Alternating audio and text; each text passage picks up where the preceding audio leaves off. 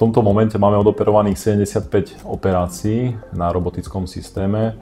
Z toho najväčšiu časť tvoria operácie, kedy sme odstraňovali časť konečníku, respektíve tlustého střeva u pacientov s nádormi.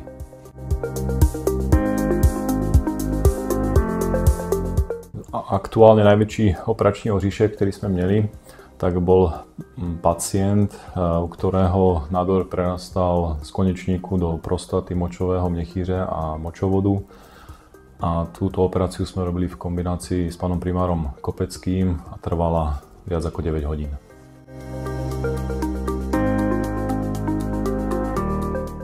Pozitívnu spätnú väzbu vidíme veľmi často u pacientov, ktorí absolvovali práve operácie na tomto robotickom systéme.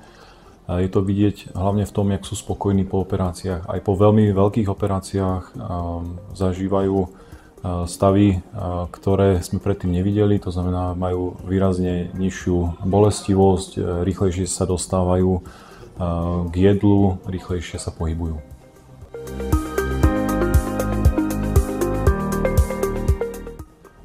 Budúcnosť robotického systému nezná hranice.